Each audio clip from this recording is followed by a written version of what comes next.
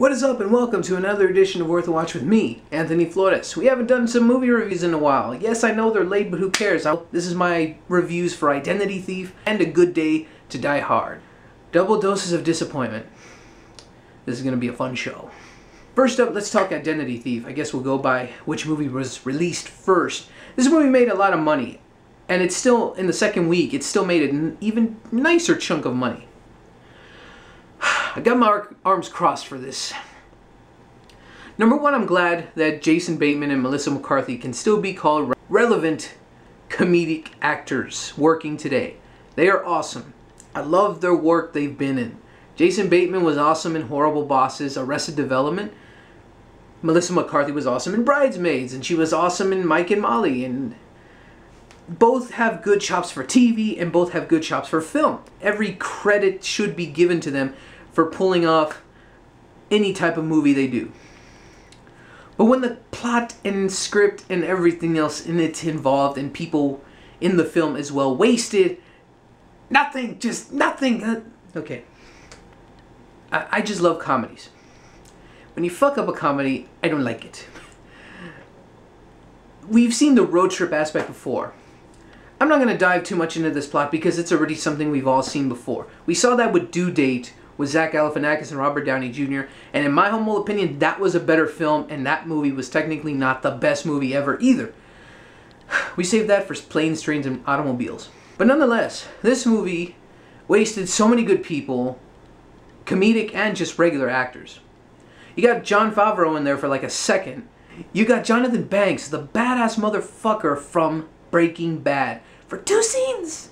He's the main head guy, technically, leading around Genesis Rodriguez, the random actress from The Last Stand, and T.I. trying to kill off Melissa McCarthy in the film. He has 2 scenes. Well, if that's not a perfectly good waste of an awesome actor, I don't know what is.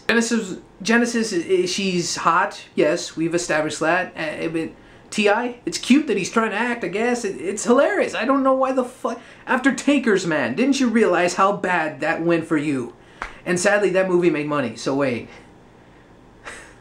I hate when comedies are supposed to be something and they turn out to just not be executed well. I'm upset with this because I love these actors, these 2 main actors here. They are wasted. They are just utilizing the most tired, overdone gags, and no. Just no. I wanted to love this movie, and this reminds me of the campaign last year. It was funny, made me laugh, but a waste of 2 majorly talented people. Those are the comedies I hate the most. When they have so much potential and they're gone in an instant because you realize exactly what's going to happen from the beginning and end up just not liking the movie that much more by the end.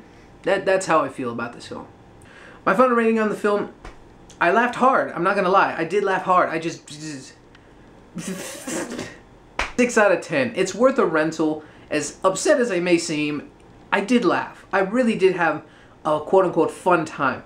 But it was just such a disappointment. And that's what leads to my anger of not liking this movie as much as I wanted to. And it just makes me all the more sad that comedies such as this could have been so much more better. Oh, we move on to the next ball of disappointment. I'm personally not a Die Hard fan. I've never seen a Die Hard movie except for the 4th one. Many of you may say blasphemy, but I just say I didn't get around to it. And this is coming from someone, as I said, who's never seen the original Die Hards. This movie blows from an aspect of just so many things. The director of Max Payne. Problem number 1. The problem number 2. The writer of X-Men Origins. Wolverine. Did they want this franchise to go under? Is that what they wanted to do? They wanted it just... The people at Fox just said, fuck it, we'll just do whatever the fuck we can with this movie. Throw Die Hard references and characters in there, and we got ourselves a quote-unquote a Die Hard film.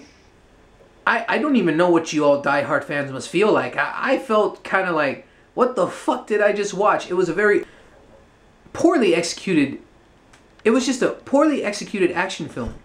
I had no idea what the fuck was going on. I had no idea why these Russian people were pissed at each other, really. Aside from double-crossing each other, that's pretty much all you figure out.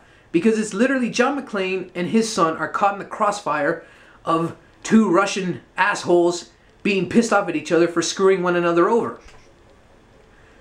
As I recall from other people's thoughts and reviews of the original Die Hard films, it's supposed to be John McClane versus another terrorist douchebag, not getting caught in the middle of some Russian spy asshole spat.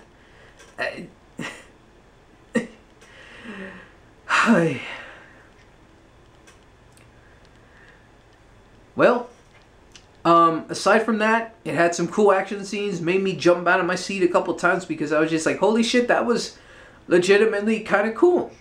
Sad fact is, you have no story, plot, dialogue, etc. to really back any of this shit up. This is just explosions, like a Michael Bay movie, and that's pretty bad to say already. Honestly, there's no point in explaining a plot because I don't think there is one, aside from John McClane wants to get his son back. Mary Elizabeth Winstead, I do recall her being in the fourth film. That's the only one I said I watched.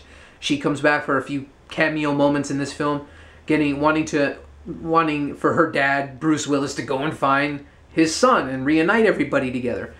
That's probably the only consistent thing they did throughout the entire fucking movie, and that is not saying very much anyways. The actors are forgettable, the dialogue is abysmal, the writing is just all over the place in terms of what the heck's going on, the shaky cam, up the ass, everything. And I don't mind shaky cam, that's a good effect if used well. I like action movies, but when it's just nothing but random shit. Bruce Willis basically being Superman is cool, but cool for the Expendables, not for a movie like this, because once again, even in Live Free or Die Hard, as I can remember, he actually kind of hurt after a while. These fuckers just jump out of a building and they're fine, roll out of 2 or 3 cars, as I can count, and he's fine, and gets hit by a car. He's fine. It's just, once again, this is just a double dose of disappointment for today.